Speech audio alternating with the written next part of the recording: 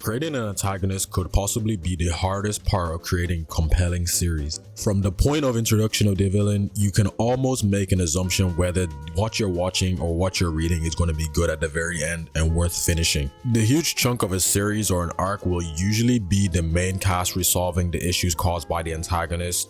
So having a well-written antagonist really does affect the story. It can't just be written without some deep thoughts taken into consideration. We've got Homelander from The Boys, Johan Liebert from Monster, Sato from Ajin, had to sneak that one in there. And yeah, the list just goes on and on and on. They all give terrifying feelings, like every time they're on screen, the tension just goes through the roof. For you that's reading or watching, it becomes unbearable to see what next that they're going to do. Some shows even go as far as writing the villain so well that you just want to see them win. I don't know about you guys, but if a show makes me feel that way, you've automatically got me hooked. Like, I could sit here and sound delusional and talk to you guys for hours why Walt had to do whatever he had to do. There's just that added bonus to a villain when a writer can add that real human fare to a fictional character and present it in a way that's uncomfortably relatable. The hero can be just so straightforward written. They present themselves as all justice and righteous, but unless you're a terrorist in real life and you just like seeing the villain doing a madness without thinking too much, the villain usually reaches our thoughts. It's like your mind and their mind almost become linked. You understand why they do what they have to do, you make excuses for them, and at the very end, regardless of what the writer decides to do, it leaves a long-lasting impression. Yeah, most times the villain is just too fun to watch, and going into my video, I'm gonna briefly discuss 5 villains that I have watched, read across anime, video games, manga, TV shows, and movies. So I'm going to kick it off with a video game. I'm going to talk about Markus from Detroit Become Human. Now, I played this game recently about a year ago, and I've only played this game once. So I'm not too sure if this experience with Markus as a villain is just subjective to the way I play the game. But yeah, Markus, leader of the android revolution in Detroit Become Human. His character, in my opinion, is probably the most interesting out of the 3 that you play. And I'm telling you, it all just stems from the fact that he is a well-crafted villain. To be fair though, he can be painted as both a villain and a hero. It really just comes down to the morals of the person that's playing the game. What makes Markus such a well-crafted villain is that we see that he is motivated for the desire of freedom and equality for androids. And it's because it's a decision-based video game, you definitely get more of an understanding as you're making the decisions that drive him to become a villain. The androids are being unfairly treated, and Markus, or you playing as Markus, want androids to have the same rights as humans. And whether it's through methods of violence, shit just has to be done. As a player, you often might have felt conflicted with Markus' actions, but you have to remember, you actually kind of made him think this way. You either see Markus Luther King as a very brave, determined, I have a dream type of character, or you just see him as a complete psychopath that wants to kill all humans. I think out of all the characters I'm going to mention, Markus is probably the most relatable, just because again, you're the one that's making the choices.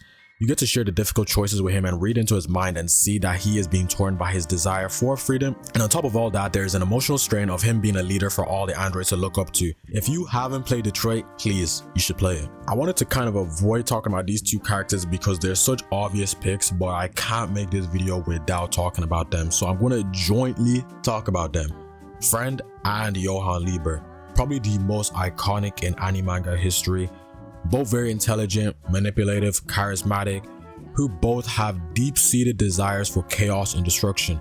And I think for me, what makes them such compelling villains is the fact that they just don't seem real. Like, everything they do is like, what the fuck? How did he just do that? Both just masters of disguise and deception. They manipulate people into doing their villain acts without them even realizing.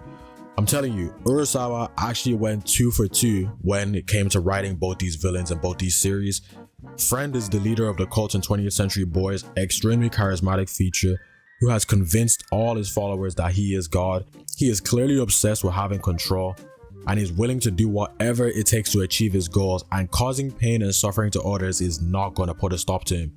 Johan, clearly a sociopath, has no feelings of empathy or remorse. He is just a master manipulator who is able to exploit the weaknesses of others around him to his own advantage. And yeah, he does not care about taking someone's life. There's actually a word that got out of my head, gaslighter. Yeah, he's a gaslighter. Both of these characters are complex, well written, well developed.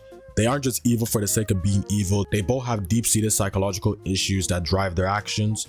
and this makes them all the more terrifying but fascinating to watch. Walter White, I could actually sit here and talk about this guy for 6 hours non-stop, and I'm gonna have to control myself right here. Since it's Breaking Bad, I know a lot of people might have wanted me to talk about Gus Fring when it comes to villains, and you know what, I actually will in another video. But to stop myself, let's just talk about Walt only. This is personally my greatest villain in television history. The transformation of him going from an ordinary chemistry teacher to a ruthless drug kingpin. It's actually just insane. What makes Walter just such a well-crafted villain is his gradual shift into darkness. He doesn't start the show being evil, or he's not born being evil. But that shift to being what he is later on in this series is all just out of desperation and the desire for power. And the pace at which this happens makes it a lot more believable, understanding, and disturbing. From a surface level, he's doing all of this for his family, his lung cancer, and some other small reasons that he might mention later on in the story.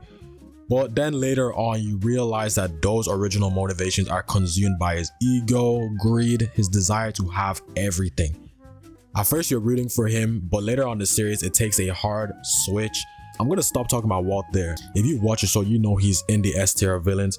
I would definitely want to talk about Walt and Breaking Bad in a later video, so you do what you want to do with that information. Now, I don't know how I'm going to talk about this guy without spoiling, because I really do want everybody that hasn't read this manga to read this manga. It's one of the few mangas I've actually read because I don't read that much manga. But yeah, Samuel T. Owen, or Sato from a Jin. Unlike other villains that we talk about that do what they do out of the desire for power or revenge, Sato is completely different. He does this solely just because Ajins, or in other words, demi-humans, are superior. Ajins are immortal beings with regenerative abilities. In the show and in the manga, they go through the wildest attempts to try and kill them, and it just doesn't work. In the world of Ajin, you don't find out if you're an Ajin or not until you die. So yeah, it's been a long time since I first looked into this manga or show from the beginning, so I don't know what's a major spoiler or not. From the beginning of the series, it's painted that Sato just does this because he believes Ajin are superior and should rule over the world of humans. But we do get to find out some hidden past experience, which I will not spoil.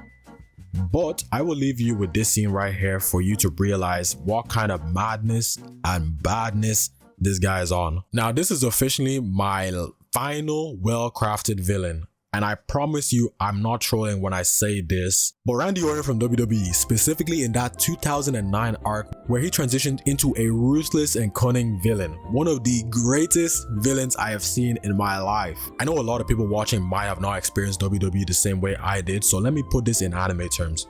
John Cena is base Goku, while Randy Orton is Golden Frieza.